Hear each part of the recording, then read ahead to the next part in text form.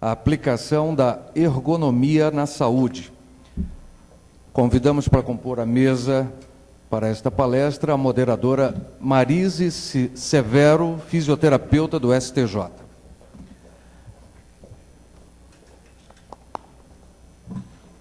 E a palestrante doutora Poliana Pérez Andrade, mestre e doutoranda em Psicologia Social do Trabalho e das Organizações.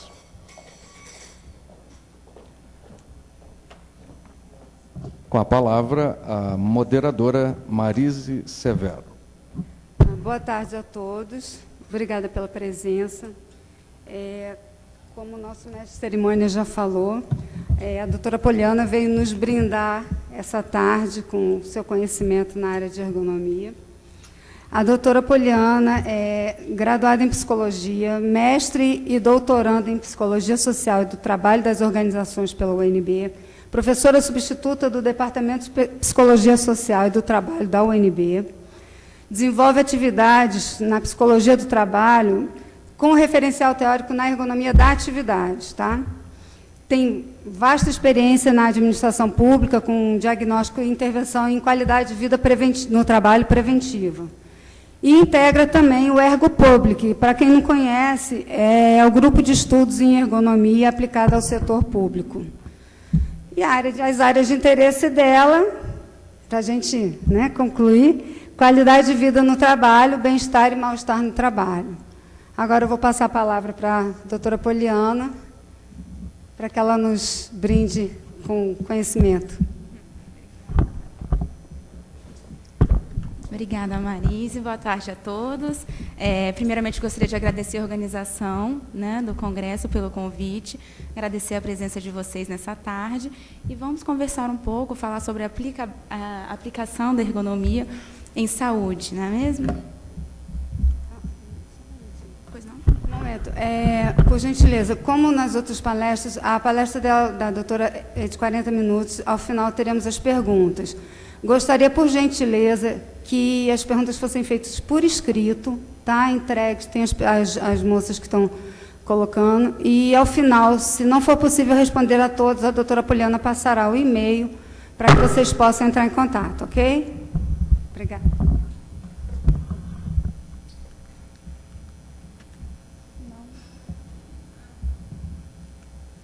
Acho que isso já ajuda.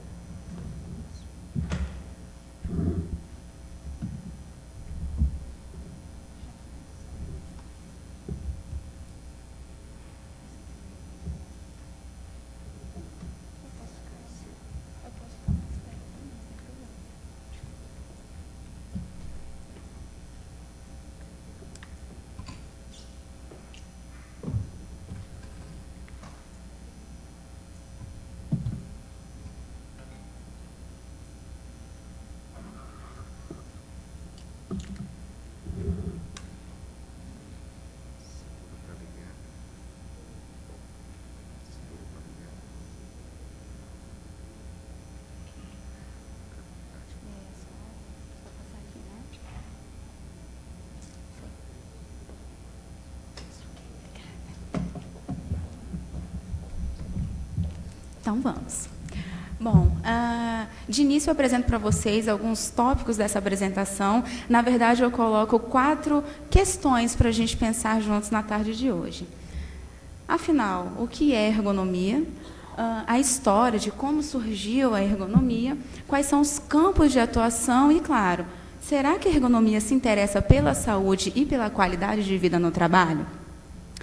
Antes de começar com a parte teórica e discutir um pouco os conceitos, eu convido vocês a analisar 4 contextos de trabalho sob o olhar da ergonomia, assim como ergonomistas mesmo.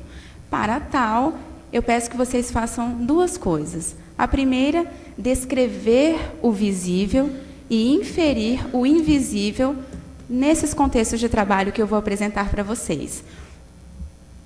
Vamos lá. Bom, pela distância, e enfim, dificuldade, bom, podem ir falando também, levantando a mão, fiquem à vontade. Eu começo. Se a gente fosse descrever o que dá para ver dessa imagem, bom, a gente pode falar que esse trabalhador, ele está num contexto de escritório. Temos ali, não sei se vai, ok, aparentemente luz natural, uma luz boa dentro dessa sala. O que mais a gente pode descrever desse contexto de trabalho? Alguém?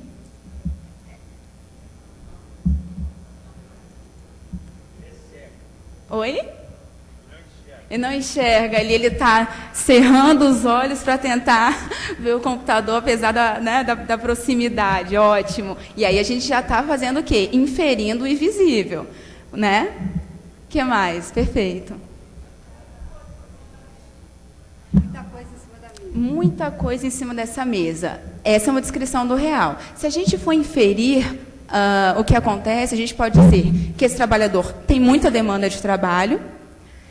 De repente, a gente também pode falar que ele não é muito organizado, olha, nem são tantas demandas, mas ele coloca tanta coisa em cima dessa mesa que acaba, né, poluindo visualmente esse espaço de trabalho. Vamos lá, mais duas características.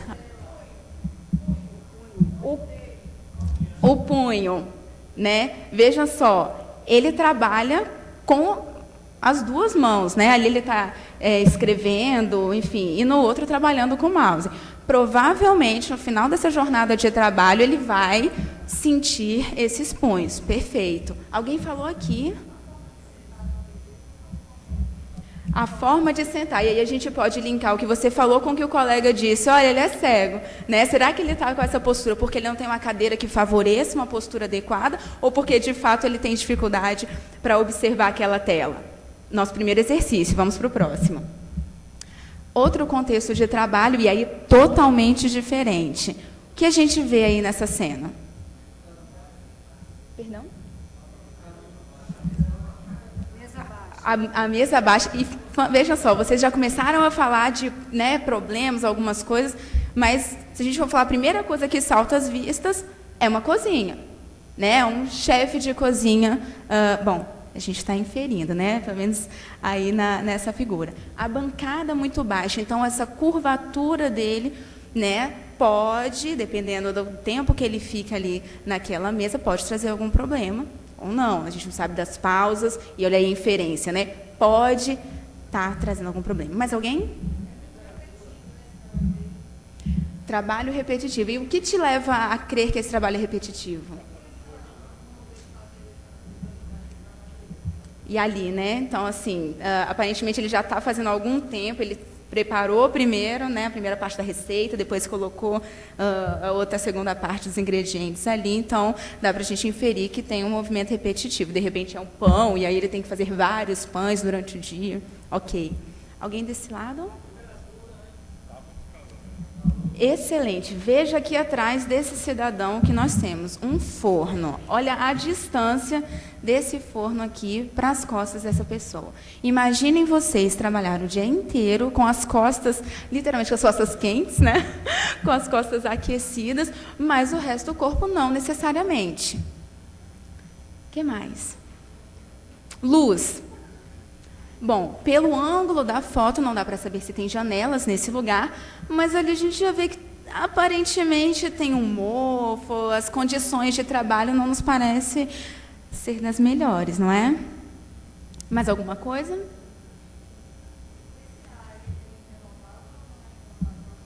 Perfeito. Se a gente vai analisar um contexto de trabalho e pensando, né, descrevendo o que é visível, inferindo o invisível, a gente tem que pensar, poxa, mas será que circula? Tem janela? Não tem? Ok. Terceiro contexto,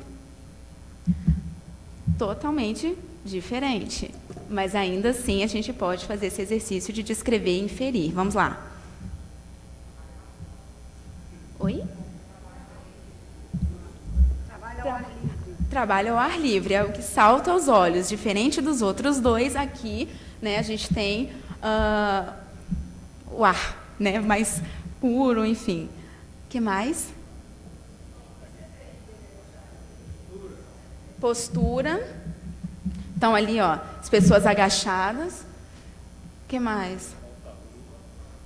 E aí, bom, a gente já pode ver que, diferente dos outros contextos, aqui eles já precisam utilizar, enfim, os EPIs, né? Então, capacete, máscaras, enfim, os equipamentos de proteção, de segurança. Trabalho em grupo.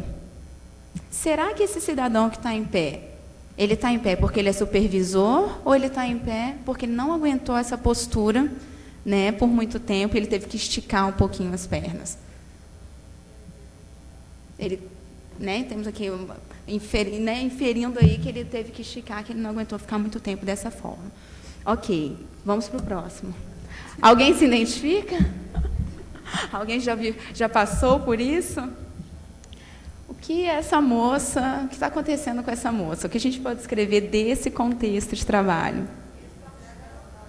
Exaustão, né? Será que é uma segunda-feira ou uma sexta-feira? Uma quarta?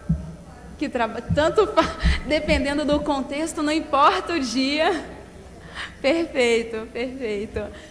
E percebam as sutilezas desse contexto. O que salta aos olhos? Alguém falou telefone bem aqui, não foi? Telefone fora do gancho. Será que esse telefone está fora do gancho porque a pessoa não aguenta mais ouvir reclamação? Ou será que ela tem muita demanda de trabalho e ela tem que tirar esse telefone do gancho para dar conta dos outros trabalhos? Foi uma noitada, de repente, ela teve que, né, está muito cansada, quis dormir. É uma hipótese. É uma hipótese também, mas já nos dá mas o que a gente está observando ali desse contexto, ou seja, o telefone fora do gancho, a caneta jogada para um lado, ela para o outro, já nos dá pistas para inferir o invisível. Eu hipotetizo que ela esteja assoberbada, que ela de fato esteja muito cansada, e aí ela teve que tirar um pouco o telefone do gancho para dar conta, né, do trabalho dela. Alguém? Bom, ok. Agradeço, ótimo exercício. Vocês já estão aí no rumo da ergonomia. A gente já está começando a conversar como ergonomistas. E aí eu pergunto para vocês, bom, vimos 4 contextos distintos de trabalho, né? Cada um deles com as suas especificidades, com algumas características que são próprias da natureza do trabalho. E aí nós falamos sobre ambiente de produção, né? Então, ao ar livre, não é? Tem janela, tem luz natural? Como isso impacta para o trabalhador? Além disso, vimos os aspectos individuais. Olha, aquela postura é porque ele está cego, né? A pessoa levantou porque ela não aguenta. Será que os outros trabalhadores não levantaram porque eles têm mais resistência, aguentam mais tempo aquela postura, e o outro trabalhador que está em pé não? A pessoa dormiu porque ela está muito cansada, foi uma noitada, ou de fato o trabalho dela tem consumido bastante? Né? Então, são os aspectos individuais, nós também hipotetizamos aqui, só olhando as figuras, né? Sem perguntar e sem ter mais nenhuma informação desses contextos. E aspectos interpessoais. Né? Ali hipotetizamos se aquela pessoa que está em pé seria o chefe ou não. A gente não sabe também o chefe dessa pessoa que está exausta, se demanda muito, ou se, pelo contrário, o chefe, né, se coloca ali meio distante daquela situação e não dá o suporte adequado, o suporte necessário para aquela trabalhadora. Nós não sabemos. Mas esses 3 aspectos, dentre outros que nós discutimos aqui, mas principalmente esses 3, estão relacionados a uma tridimensionalidade da ergonomia. Pensar em ergonomia, falar sobre ergonomia, ter um olhar de ergonomista é entender o ambiente de produção, os aspectos individuais e os aspectos interpessoais nos contextos de trabalho. Ok? Afinal, o que é ergonomia? E aí eu fiz um exercício de jogar no Google ergonomia e em 0,15 segundos, vejam vocês a quantidade de páginas que foram encontradas. Bom, estão falando por aí de ergonomia, estão falando muito, né? Ao analisarmos as palavras, nós temos ergo, né, de origem grega, que significa trabalho, e nomos, que é leis, normas, e aí, né, gerando, né, a palavra ergonomia, ou seja, ciência que estuda as leis e normas do trabalho. Esse termo ele foi utilizado pela primeira vez em 1857, num trabalho intitulado Ensaios de Ergonomia ou Ciências do Trabalho, baseada nas leis objetivas da ciência sobre a natureza. De acordo com a International Ergonomics Association, a ergonomia é uma disciplina científica relacionada ao entendimento das interações entre os seres humanos e outros elementos ou sistemas e a aplicação de teorias, princípios, dados e métodos a projetos a fim de otimizar o bem-estar humano e o desempenho global no sistema. Vejam vocês que os ergonomistas contribuem para o planejamento, projeto e avaliação de tarefas, postos de trabalho, produtos, ambientes e sistemas, de modo a torná-los compatíveis com as necessidades, habilidades e limitações das pessoas. E aí eu pergunto, quantos de vocês não fazem isso nos contextos de trabalho, todos os dias? Avaliar, projetar, pensar, problematizar, entender o que a pessoa está passando, pensar numa solução para isso. A ergonomia pensa assim. Né? Não é tirar da cabeça de uma ou duas pessoas, por exemplo, da gestão, né, e simplesmente implementar alguma coisa, sem, contudo, conhecer aquele contexto de trabalho, para que, de fato, aquelas ações estejam alinhadas com as demandas dos trabalhadores. Ferreira e Mendes, eles definem a ergonomia da atividade, e aí a gente já começa a ver o caráter aplicado da ergonomia, de fato, como uma abordagem científica que investiga a relação entre os indivíduos e o contexto de produção de bens e serviços. Ela analisa as contradições presentes nessa inter-relação e, em consequência, as estratégias individuais e coletivas de mediação operatória que os indivíduos constroem para responder às múltiplas exigências existentes nas situações de trabalho. Esse conceito, é claro, agrega outros conceitos também, o de contexto de produção de bens e serviços, que está relacionado às condições de trabalho, à organização de trabalho, às relações socioprofissionais de trabalho e, claro, essas estratégias. Né? Como as pessoas vão lidar com essas contradições no dia a dia?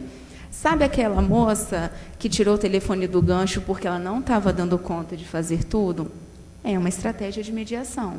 Talvez, se aquele telefone continuasse no gancho, ela continuaria atendendo as ligações e as demandas, né, outras que ela tinha para fazer, ficaria, né, ainda pendente.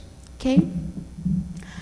Com base, então, nesses objetivos, a ergonomia busca, portanto, compreender o trabalho para transformá-lo, de modo a adaptar seus elementos e dinâmica às características e variabilidade dos indivíduos e do processo produtivo, buscando principalmente o bem-estar, a segurança, a produtividade e a qualidade.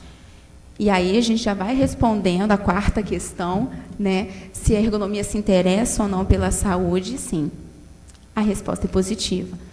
Porque não dá para pensar em ergonomia, não dá para pensar em mudanças no contexto de trabalho se ela não estiver relacionada diretamente com o bem-estar e com a saúde do trabalhador. E, principalmente, não é adaptar o trabalhador àquele contexto de trabalho, e sim adaptar o contexto de trabalho ao trabalhador. Nós não somos variáveis de ajuste. Pensar o trabalhador dentro do trabalho é entender quem é ele, quais são as reais necessidades dele, para aí, então, conseguir atuar de forma eficiente e efetiva.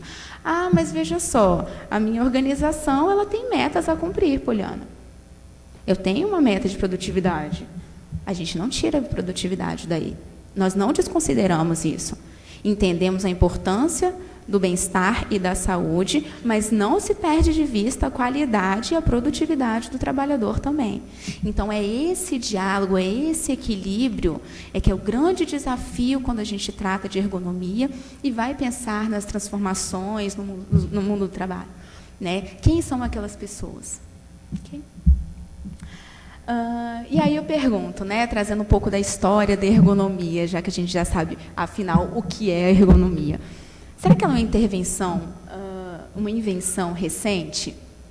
Olha, dada a história da humanidade, a gente sempre vem adaptando o nosso ambiente, as nossas ferramentas, para dar conta de fazer o que a gente precisa. né? Então, ali como exemplo, eu trouxe alguns instrumentos, né, antigos. Então, aí a pedra lascada, onde a gente infere que pessoas talharam de forma diferenciada aquela pedra para dar conta do trabalho delas. Por exemplo, cortar uma caça com uma pedra, né, abaulada é mais difícil do que se você tiver ali uma pontinha diferenciada para conseguir cortar, por exemplo. Mas veja, não é tudo pontiagudo, tem uma parte abaulada. Ora, ele segura com as mãos, então ele deixa o espaço para a mão, mas também faz ali a ponta que vai ajudá-lo a dar conta daquela atividade, né? Então, pensar em ergonomia, em adaptação do trabalho para a realidade, necessidade do trabalhador, é antigo. E aí, fazendo uma breve, né, passagem histórica, uma linha do tempo, em 1857, o cientista polonês Jarzembowski, que falou pela primeira vez do conceito de ergonomia, né, nos ensaios de ergonomia. E aí vem, em 1949, o surgimento da Ergonomics Research Society, na Inglaterra. Em 59, a Human Factor Society e a International Ergonomics Society, nos Estados Unidos. Em 1963, SELF, que em tradução livre, seria a Sociedade de Ergonomia de Língua Francesa. Então, vejam só, tem todo um movimento para se falar, para se estudar e pensar a ergonomia. E a gente fala, bom, na verdade, né, a história traz a ergonomia como filha da guerra. Não sei se alguém já teve a oportunidade de escutar essa história, mas lá a Real Força Aérea Britânica falou o seguinte: olha, nós temos aqui aviões de caça de última geração, mas os trabalhadores não estão conseguindo se adaptar a essa nova tecnologia, eu preciso saber o que está acontecendo. E aí foi contratada uma equipe multidisciplinar, e aí com um engenheiro, psicólogo, antropometrista, e falando, olha, por favor, descubram o que está acontecendo.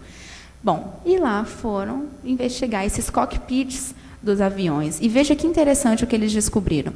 Eles descobriram que, por exemplo, os ponteiros de altitude e de gasolina oscilavam, né, no mesmo sentido, assim.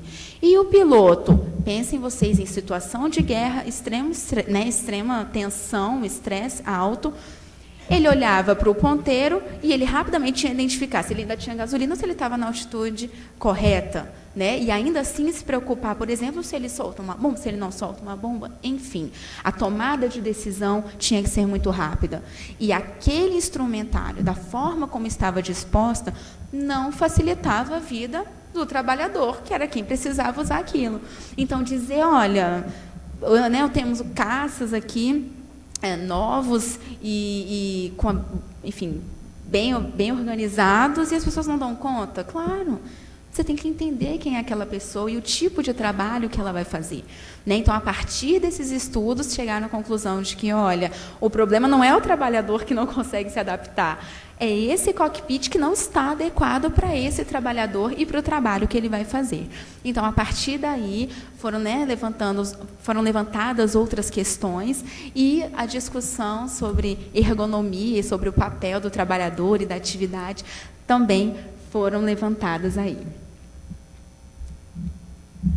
Bom, o desenvolvimento da ergonomia, ela acompanha as demandas do mundo do trabalho. Bom, primeiro, as revoluções industriais, fábricas, indústrias, então essa concepção de produtos, condições, organização do trabalho, né? Pensem vocês, aí não tem como não remeter a Chaplin, né, aos tempos modernos, e que ele fica ali apertando o parafuso o dia inteiro na fábrica, ele sai da fábrica e continua com aquele movimento repetitivo, né? Então, novas demandas também no mundo do trabalho. Teve evolução tecnológica com máquinas automatizadas e uma informatização no setor terciário. Então, começam a aparecer as ditas coisas ergonômicas, mouse adaptado, um teclado mais adaptado, até aquelas garrafinhas, né, que você tem a forma certa de pegar, também aparecem. Então, a usabilidade de artefatos, a qualidade no serviço de atendimento também é levada em consideração, e aí começam a aparecer as LER, DORT, enfim, as doenças ocupacionais também provenientes do trabalho. O advento da tecnologia da informação, internet, o trabalho, ele vai se modificando ao longo do tempo. E se todos esses fatores externos vão modificando, com certeza vão impactar o trabalhador e a forma desse trabalhador se posicionar e dar conta do trabalho dele no dia a dia. Sendo assim, a qualidade de vida no trabalho também começou a ser notada, né, na verdade, pesquisada e ter um cuidado maior com relação a esse aspecto, e aí saúde, claro, também. E outro aspecto importante, a aposentadoria. Né? Nos estudos lá na Universidade de Brasília, a gente fala sobre preparação para aposentadoria, a gente diz que as pessoas deveriam se aposentar, na verdade, deveriam se preparar para se aposentar no primeiro dia de trabalho, né? Então, é ter essa consciência, na verdade, fazer um trajeto profissional que, quando ele chegasse lá perto de se aposentar, ele já tivesse todo um trabalho consolidado. E aí, que trabalho é esse, Poliana? Seja do entendimento, né, desse momento de parar, e esse, peraí, você está falando então que aposentar significa parar? Não. Né? Mas é uma mudança, muitas vezes, de trabalho. Né? O trabalho que você faz hoje, se aposenta, você pode continuar com ele ou não. E será que essa pessoa está preparada para não continuar nesse mesmo trabalho? Né? Então, a gente estimula que a preparação da aposentadoria seja feita lá, né, desde o dia da posse desse trabalhador. Então, a ergonomia, ela perpassa por todos esses momentos e perpassa também por essas evoluções históricas, né? Então, as evoluções tecnológicas influenciaram na gênese da ergonomia enquanto disciplina e têm alterado a forma estrutural da relação homem-trabalho. Alteram a natureza da atividade, elevam a complexidade da tarefa e aumentam as exigências de natureza cognitiva. Um exemplo que eu imagino que seja, que vocês conheçam muito bem, que é os processos eletrônicos agora, né? A informatização desses processos. Se antes se trabalhava com volumes, vários volumes de processos e muito papel, hoje você tem que saber passar para um sistema, não é isso? E dar conta de uma outra forma. Há quem prefira o papel, né? Há quem prefira o computador. Então, a forma de trabalhar muda.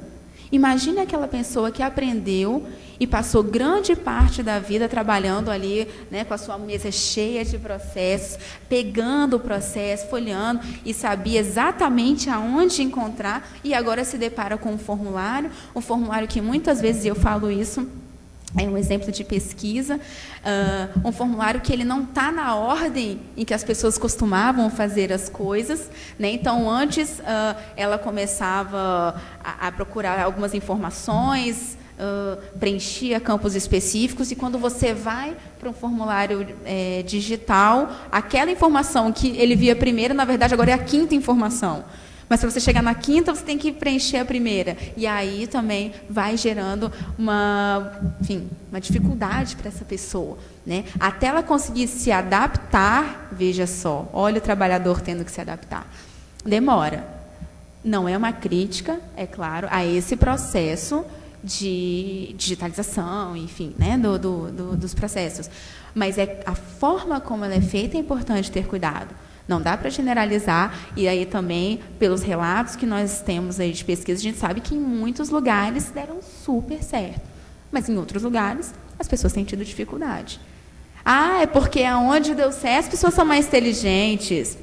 Seria tolo afirmarmos isso, né? É a forma como foi feito, né? Como foi implementado, como foi explicado para essas pessoas. Teve treinamento? Não teve? E aí a gente poderia discutir aqui uma tarde inteira estratégias para isso. Mas a melhor estratégia, se a gente for com o olhar da ergonomia, é perguntar para as pessoas. Vem cá, qual é a sua dúvida com relação a esse novo processo? Tem alguma dúvida? que você gostaria de saber sobre isso? Se você faz um treinamento baseado na expectativa das pessoas, das necessidades das pessoas, as chances desse treinamento ser bem mais eficiente, elas aumentam de forma considerável. Né? Então, esse tipo de coisa a gente tem que observar e a ergonomia não fecha os olhos para isso. Tá? Bom, e aí eu trago um quadro, né, se a gente for fechando aí essa perspectiva histórica, de pensar da administração científica, e aí o modelo de Taylor, Ford, e aí passando para a ergonomia. Vejam a diferença, né, quase que oposto mesmo. Enquanto no primeiro modelo, na administração científica, a gente tem um homem médio, a ergonomia, ela prima, né, e pensa na variabilidade inter e interindividual. Pensem vocês nas cadeiras das universidades, né, aquela cadeira que é colada na mesa. Eu vejo que os meus alunos, os alunos mais altos, têm dificuldade imensa em se adaptar àquela cadeira pequena. Né? E aí não tem outra possibilidade na sala de aula, senão ele ficar ali e conseguir se encaixar naquele espaço pequeno, colocar o caderno dele em cima, ou o note, o que ele preferir, e ele tem que dar um jeito e ainda assistir a aula. Né? Então, enquanto antes tinha essa concepção de homem médio, olha, essa cadeira aqui é um tamanho que dá para média, né? Mas, gente, que média é essa? Né? Não dá para a gente pensar só na média. Por que não colocar cadeiras separadas, onde a pessoa consiga ali, né, colocar a mesa no lugar que ela se sinta mais confortável? Ou uma cadeira que tenha ali um encosto diferenciado, a altura também. Okay?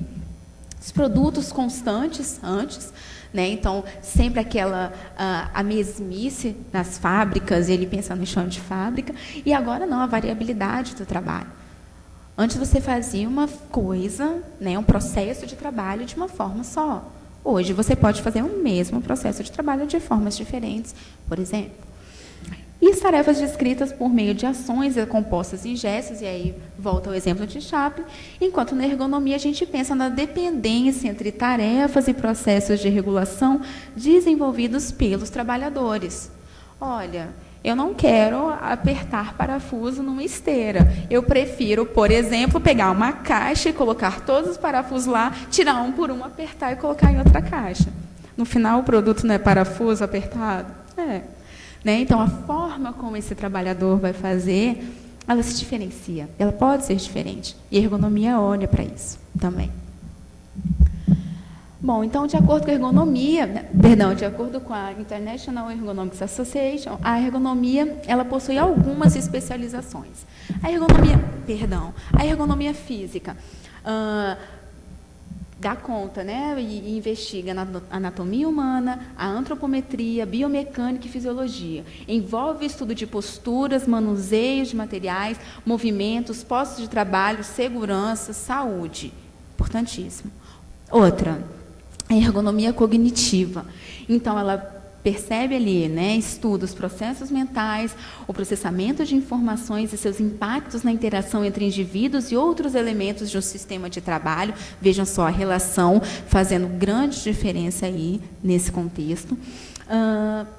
Envolve estudo de carga e o custo cognitivo, os processos decisórios, desempenho especializado e a interação homem-artefato, né, o que ele faz, e a confiabilidade humana. E o terceiro, que é a ergonomia organizacional, onde tem, então, uma otimização dos sistemas sociotécnicos, as estruturas organizacionais, regras e processos. Então, incluem comunicação, gerenciamento de recursos, organização temporal e processos participativos. Então, um produto, né, seja você estudioso da ergonomia física, da cognitiva, da organizacional, enfim, o produto disso, ele visa tanto o bem-estar do trabalhador, e, é claro, a sua saúde e produtividade, mas também o lado da organização.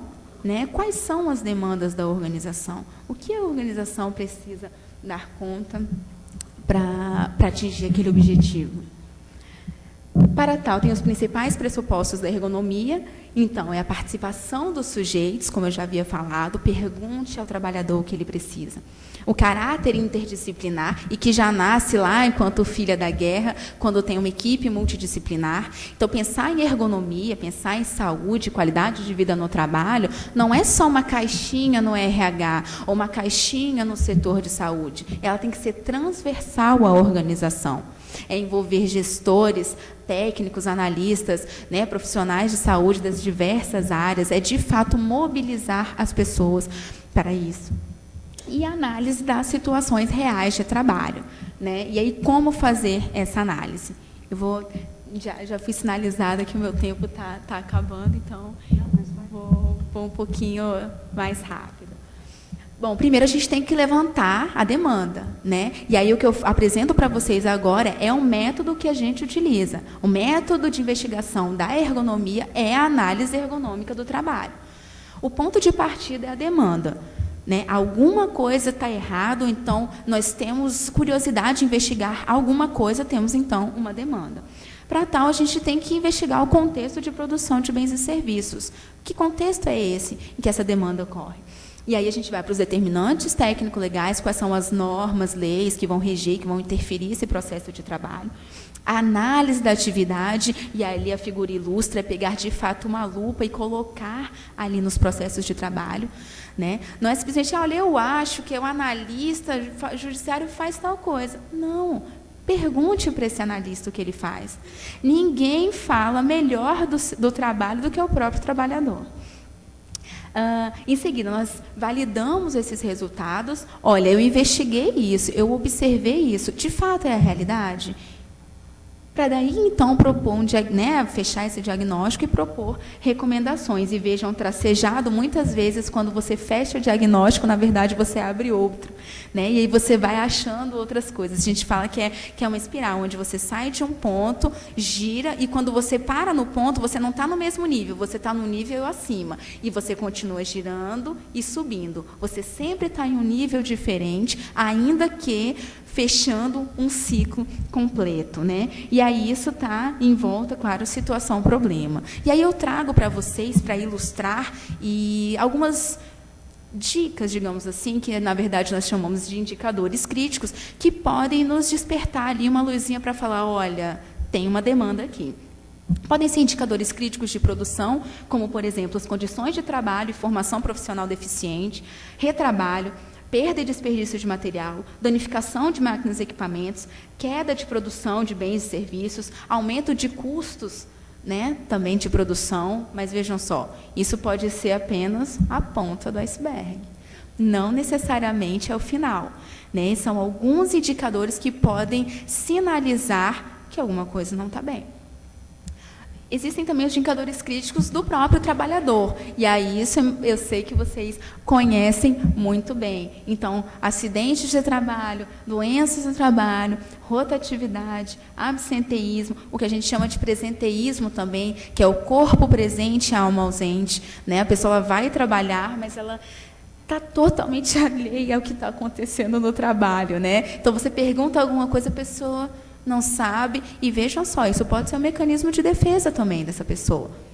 Porque ela fala, né, e aí trago, claro, relatos e depoimentos dos nossos diagnósticos, que a pessoa fala, olha, eu prefiro tapar os ouvidos, prefiro fingir que eu não estou vendo o que está acontecendo. Porque, eu não posso resolver, e se eu ficar ouvindo demais, eu vou adoecer.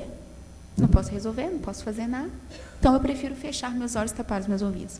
Né? Então, o que a gente chama de presenteísmo. A pessoa está ali porque ela tem que, né, ela tem o ponto eletrônico, mas ela, de fato, não está apropriada do que acontece. E também tem os indicadores críticos com os usuários e consumidores. Né? Então, queixas e reclamações, insatisfação de usuários e consumidores e a própria ruptura. O professor Mário César Ferreira, ele usa um exemplo que eu acho muito pertinente, que ele fala o seguinte, olha, nós no serviço público, nós não vendemos sabonetes, nós promovemos cidadania. Né? Então, é diferente, não é simplesmente um processo de produção onde quantos sabonetes foram feitos, quantos foram vendidos, quantos devolveram porque não estava bom. É diferente. Né? Então, o trabalho que a gente faz e o que chega para a sociedade não é palpável, é serviço. né? Vai sim impactar lá fora, seja, né, por exemplo, uma área de orçamento, que vai impactar diretamente em liberação de recursos para algum órgão, mas, de qualquer forma, não é o tal do sabonete nas mãos da pessoa, né? Então, esse tipo de coisa a gente tem que abrir os olhos também. E aí, pensar em ergonomia, saúde, QVT, sim, né? Mais uma vez, se interessa, e é o que a gente tem, né, tá discutindo aqui na tarde de hoje. Então, nós temos que pensar sempre nessas duas esferas, do trabalhador com suas demandas próprias, né, de saúde, e aí a gente pensa em bem-estar, qualidade de vida no trabalho, e também na organização com as suas demandas de produtividade e, enfim, qualidade também daquele serviço prestado, né? A ergonomia ela considera diversas dimensões desse trabalho. Então, desde a dimensão social e demográfica, saber quem é aquela pessoa dentro do contexto de trabalho, as leis e regulamentações, como eu disse, as normas, né, dentro dos processos, o ambiente geográfico da empresa, é entender, por exemplo, que a pessoa pode chegar atrasada num dia de chuva, porque não, a rodoviária é distante da onde ela trabalha e ela só vem de ônibus. Quem é aquela pessoa? Quem é aquele trabalhador? Não é culpabilizar simplesmente o trabalhador porque ele chegou atrasado num dia de chuva, mas é entender em que contexto ele vive. O trabalhador ele não vive só para a empresa, né? Tem aquela ideia falaciosa de que, olha, da porta do trabalho para dentro, você esqueça os seus problemas lá fora. É meio complicado a gente pedir isso de seres humanos, né? Como a gente vai fazer com que as pessoas simplesmente se desliguem do contexto dela, contexto social, família, e simplesmente trabalhem? Não dá, né? Então, a organização, entender quem são essas pessoas e conhecer um pouco desse público, também facilita e ajuda bastante na tomada de decisão. Então, a dimensão técnica, o que é preciso para dar conta daquele trabalho, produção e sua organização, que está bem linkada com essa dimensão econômica e comercial, que são os indicadores de produtividade, o que precisa ser feito, né, quais são as metas, o planejamento estratégico, também está ligado ali, ergonomia e análise ergonômica do trabalho, ergonomia, a gente também investiga isso, ok? E aí, já finalizando a minha fala, eu trago 2 exemplos para vocês, né, de dissertações que foram feitas no Ergopublic. Uma é da Lívia, que foi defendida no ano passado, e vejam o título dessa dissertação. Estamos o tempo todo enxugando o gelo. Qualidade de vida no trabalho e vivências de bem-estar e mal-estar em um órgão do Poder Judiciário. Não sei se vocês se identificam, se alguns de vocês já tiveram que enxugar muito gelo, né? Ou seja, tá derretendo, você quer enxugar, mas quanto mais você enxuga, mais vai piorando a situação, né? Então, ela fez uma análise ergonômica no trabalho, na verdade, ela fez um diagnóstico, né? Ela fez um nível macro, ela não chegou a fazer uma análise ergonômica no trabalho, e percebeu que algumas questões dentro desse órgão do Poder Judiciário estavam impactando negativamente na qualidade de vida do trabalho dessas pessoas, gerando, claro, mal-estar para eles, né? E aí eu trago outro exemplo. Sentimento de injustiça na justiça, fatores desestruturantes de QVT sob a ótica dos servidores de um órgão do Poder Judiciário. Esse foi o título da minha dissertação de mestrado, onde o que me chamou mais a atenção foi isso. Num órgão da justiça, as pessoas se sentiam injustiçadas o tempo todo. E vejam que contradição, né? Então, ao mesmo tempo que elas falavam, olha, eu tenho um orgulho de trabalhar aqui, eu sei, eu entendo o meu papel social, mas eu não consigo ver isso para dentro da organização. Eu promovo, mas eu não tenho essa contrapartida, né? Então, eu trouxe para ilustrar essas 2 falas, né, na verdade, esses 2 grandes temas de dissertação, para a gente pensar o que acontece nos contextos de trabalho, né? Como estão esses trabalhadores hoje? Se sentindo injustiçados, trabalhando na justiça, secando o gelo todos os dias, né? Então, o que eu deixo para vocês, e pensar em ergonomia e saúde, é justamente procurar saber quem é esse trabalhador, para, de fato, a gente pensar em política, pensar em programa que reflita as necessidades dessas pessoas, que, de fato, atenda às demandas deles enquanto trabalhadores. É isso. Eu agradeço. Fica ali o meu e-mail. Fiquem à vontade para entrar em contato. Obrigada. Bom, Quem tiver pergunta agora, gente, por favor. Ou foi tão claro que ninguém...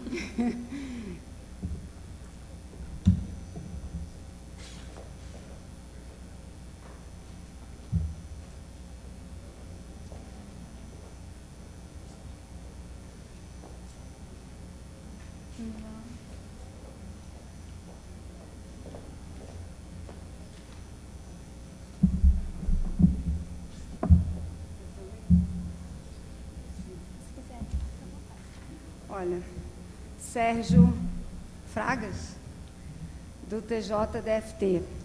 Como deve ser estruturado um serviço de ergonomia no âmbito das organizações do serviço público? Vou completar a pergunta. Qual a dimensão? Número de profissionais, qualificação de profissionais. E onde se encaixaria na estrutura da organização o serviço de ergonomia? Ok, obrigada pela pergunta, Sérgio. Bom, veja só, primeiro, como deve ser estruturado esse serviço de ergonomia? De entrada eu falo, tem que ser consensuado com gestão e a parte técnica, tá? É algo que tem que ser transversal, não adianta, percebam, não adianta, não que não vai dar certo, né? Mas é muito difícil a gente conseguir implementar um serviço de ergonomia, enfim, numa organização, se a gente não tiver a anuência da gestão também, ou seja, se for um projeto abraçado, de fato, pela organização como um todo. Então, o primeiro passo é acordar e mostrar a importância desse projeto no âmbito da organização. E aí fala, bom, e aí, continuando aqui, né? Qual a dimensão? O número de profissionais, a qualificação, é pensar numa equipe multiprofissional, né? Então, sim, com a formação em ergonomia também, né? Mas fisioterapeutas, psicólogos, engenheiros, médicos do trabalho, enfermeiros, assistentes sociais, todos são bem-vindos. E eu estou falando, e me desculpem aqueles que eu não citei, né? Mas é entender o pedaço de cada um, né? A contribuição que cada um pode dar quando a gente pensa em ergonomia, quando a gente pensa no serviço de saúde de qualidade para os trabalhadores, porque são olhares distintos sobre o mesmo fenômeno. Quando eu trouxe para vocês as 4 cenas de trabalho, né, e os provoquei, e convidei a pensar, vocês, ainda aqueles, né, que não falaram, tenho certeza que dentro das suas especificidades, do que vocês entendem, dos conhecimentos técnicos, vocês observaram questões que outras pessoas não observaram, né? Então, pensar nos profissionais, na qualificação dos profissionais, surgiram, sim, uma equipe multidisciplinar. Agora, número de profissionais, a gente tem várias questões a serem consideradas. Primeiro, o tamanho dessa organização, né? Porque, às vezes, assim, não, vou fazer uma equipe de 5 pessoas, mas nós temos 10 mil trabalhadores.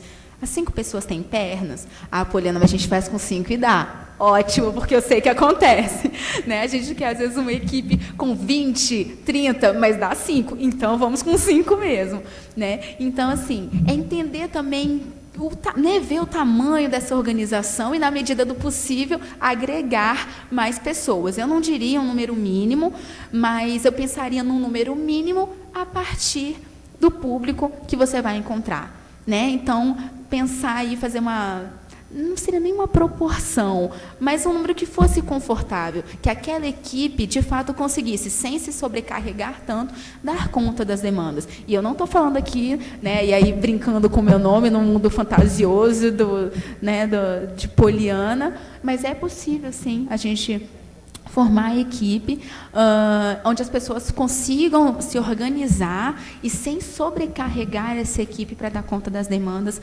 né? No caso, enfim, para pensar em política e projeto também. Onde se encaixa na estrutura da organização o serviço de ergonomia? Veja só, eu já vi em organizações que elas estão na caixinha de recursos humanos, e eu particularmente não gosto de falar de recursos humanos, né? Recursos é lápis, caneta, papel, de gestão de pessoas, está lá na caixinha de gestão de pessoas. Já vi também na área de saúde, né? Na assistência mesmo de saúde, tem ali um comitê de ergonomia. A resposta dessa pergunta está muito alinhada ao que eu falei anteriormente. Ela tem que ser consensuada com a gestão. Então, o serviço de ergonomia, ele pode estar em qualquer lugar, ele tem que estar em todos os lugares. Entende? Então, assim, dizer que o vínculo é ou com a saúde ou com a gestão de pessoas, ok, em questões administrativas isso pode ajudar, mas entender o leque de opções e aonde esse serviço pode chegar é entender que a organização toda tem que estar mobilizada, né? Então, eu não diria assim um lugar específico, mas é só ter o cuidado para não tratar como mais uma caixinha. Então, qualidade de vida no trabalho não é uma caixinha dentro de gestão de pessoas, ela é transversal à organização. E o mesmo com ergonomia e pensar em saúde. Nós temos uma Espero ter pergunta respondido, agora Sérgio.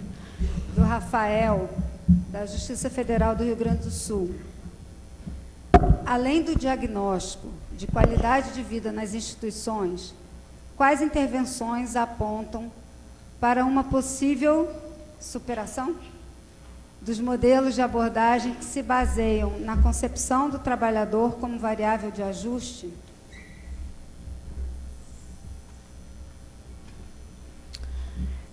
Veja só, Rafael, esses modelos, né, que você traz, e aí me remete a um exemplo, né, se me permite rapidamente, quando você falar esses modelos de concepção do trabalhador como variável de ajuste. Pensem vocês na ginástica laboral.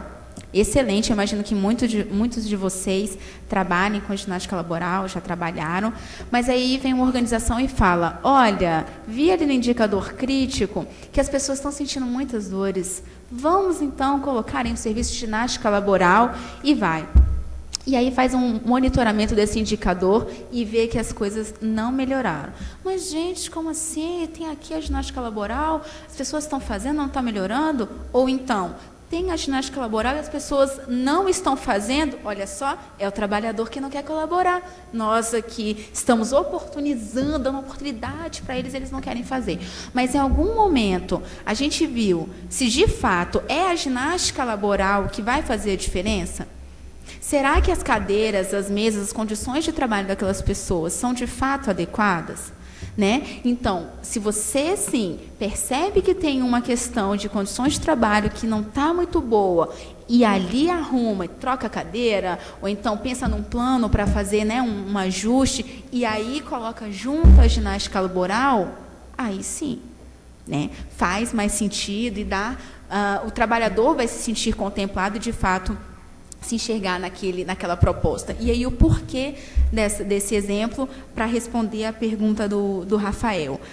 Olha, é complicado, né, pensar assim em modelos diferentes se a gente não consegue não mudar, né, mas sensibilizar as pessoas que pensam, né, e propõem, se elas não enxergarem o trabalhador nesse sentido.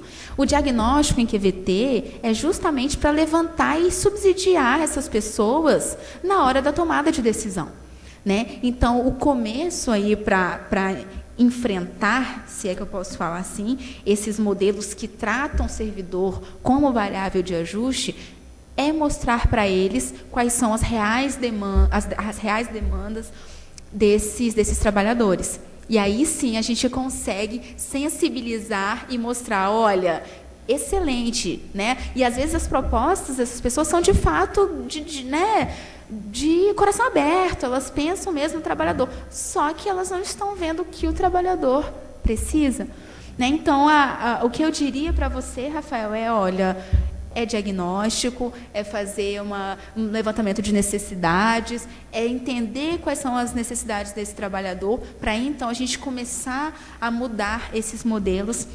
né, que são tão tradicionais aí, hegemônicos nas organizações. Não sei onde você está, Rafael, mas espero ter ajudado. Bom, como nós temos pouco tempo, vamos ver se dá para você responder mais duas perguntas, tá bom? Rápido. Uma, não tem identificação. Você tem algum exemplo prático de trabalho realizado em serviços do Poder Judiciário?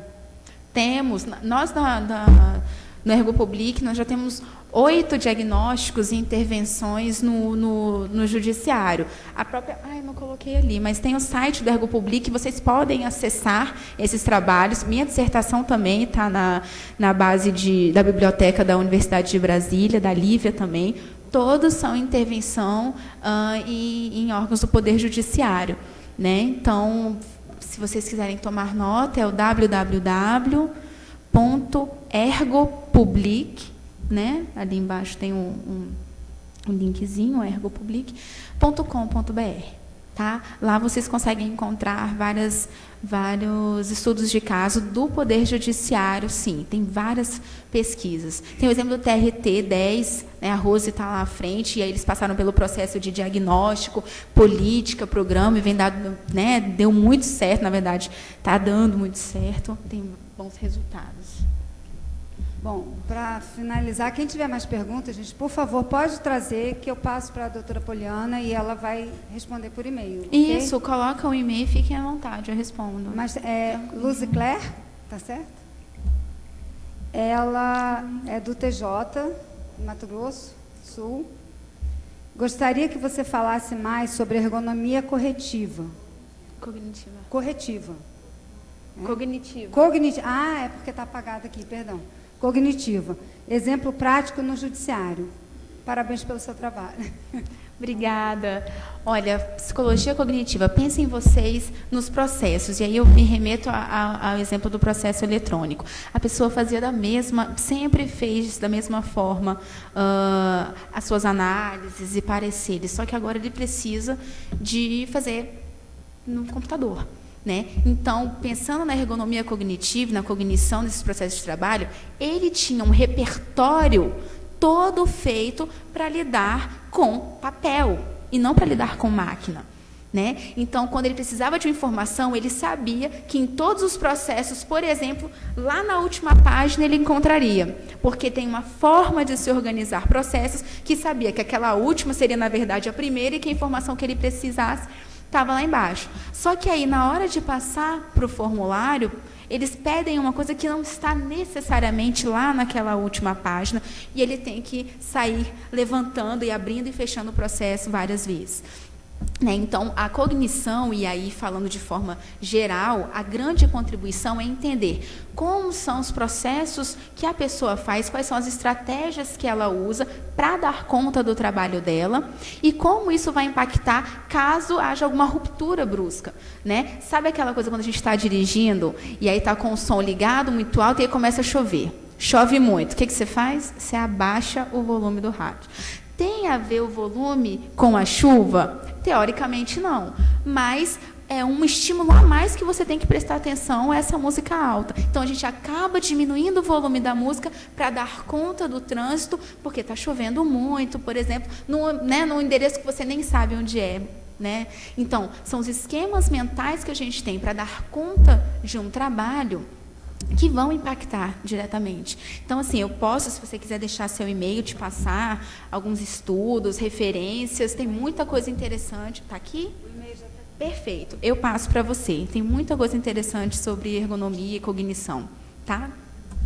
Bom, infelizmente, nosso tempo está esgotado. Eu sei que o tema é super interessante para todos nós do Judiciário. E eu quero agradecer a doutora Poliana pela presença mais uma vez, pelo conhecimento, pela palestra, e entregar a ela o certificado de participação aqui no nosso congresso. E nós agradecemos também a participação da senhora Marise Severo, fisioterapeuta do STJ, foi a moderadora, e a palestrante, doutora Poliana Pérez Andrade.